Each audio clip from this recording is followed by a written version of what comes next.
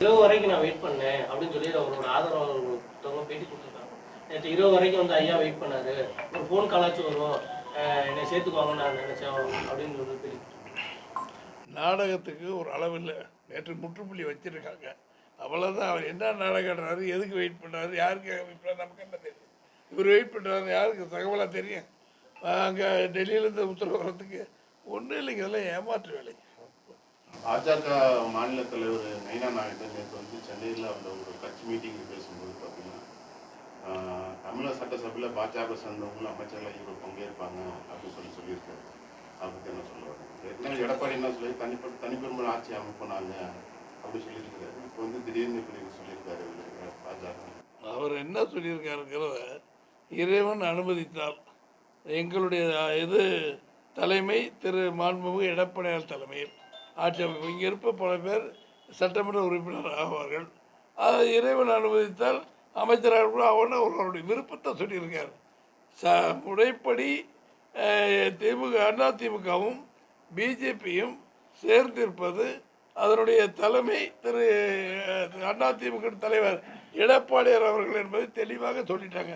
அதில் எந்த குழப்பமும் இல்லை. அவர் பல தடவை சொல்லியிருக்காரு. என்ன அவங்க பேசியிருக்காங்க சந்தர்ப்பத்துக்கு அதெல்லாம் சொல்லிக்கிட்டு இருக்க முடியாது. அவ்வளோ இதுக்கு தலைமை திரு மாண்புமிகு எடப்பாடி திரு பழனிசாமி அவர்களும் அதனுடைய ஒப்புவிட்டு அதிமுக தான் தலைமை இந்த தமிழ்நாட்டை பொறுத்தவரை அவங்க கூட்டணியில் நம்ம இருக்கிறோம். அவ்வளோதான். இன்றைக்கு வந்து இது ஓபிஎஸ் இணைந்ததுக்கு அப்புறம் வந்து ஸ்டாலின் பேட்டி கொடுத்துருக்காரு. முதல்ல வந்து 200க்கும் மேற்பட்ட தொகுதிகளை தமிழ்நாட்டில் கைப்பற்றுவோம் அப்படின்னு சொல்லி. இப்போ எங்களுக்கு எந்த பிரச்சனையும் இல்லாமல் 210 தொகுதிக்கு மேலே அதிமுக வெல்லும். துரோகிகள்லாம் விலகிட்ட பிறகு தெளிந்த நீரோட நாங்கள் போராட்டத்துக்கு கிளம்பிட்டோம். தேர்தல் போராட்டத்தில் மக்கள் ஆதரவு எங்களுக்கு இருக்குது. நாங்கள் என்ன செய்ய போகிறோங்கிறத கோரிக்கையெல்லாம் கொடுத்தாச்சு. இந்த 10,000 கொடுக்குற கோரிக்கை பொதுமக்கள் பிரமாதமாக வரவேற்கிறாங்க. நேற்று நடந்த கூட்டத்தில் நீங்கள்லாம் பார்த்துருப்பீங்க. எடப்பாடி கொடுத்த உறுதியை செய்வாரா மாட்டாரான்னு கேட்குறோம். கட்டாயம் செய்வார், எங்கள் வாக்குகள் இரட்டலைக்கு தான் அப்படின்னு பொதுமக்கள் சொன்னதை நீங்களாம் கேள்விப்பட்டிருப்பீங்க.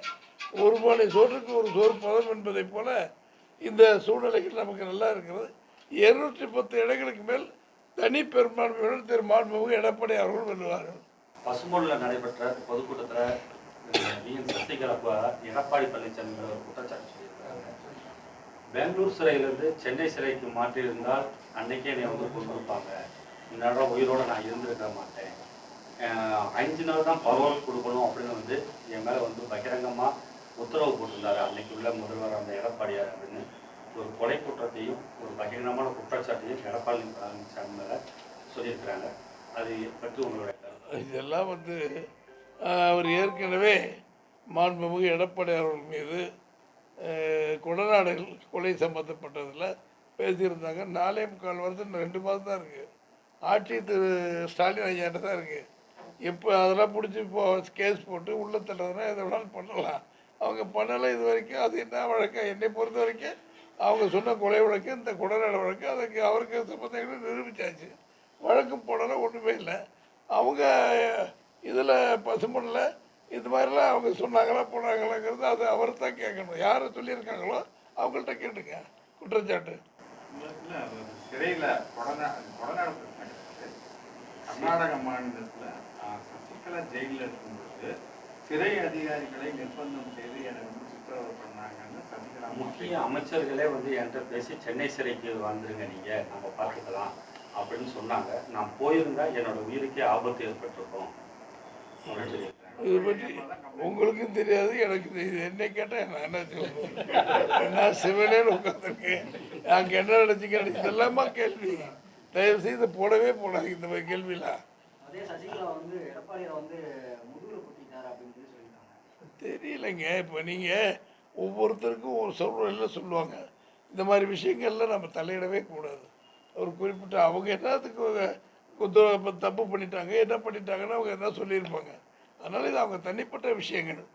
தனிப்பட்ட ஆதாரத்தை அதுக்கு பதில் சொல்ல வேண்டியவங்க பதில் சொல்லுவாங்க. இதுக்கு நம்ம என்ன பண்ண முடியும்?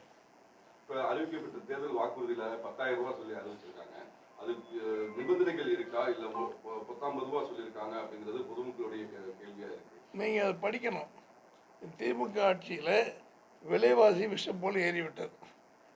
மின்சார கட்டணம் உயர்ந்து விட்டது, சொத்து வரி ஏறிவிட்டது, குப்பை வரி ஏறிவிட்டது.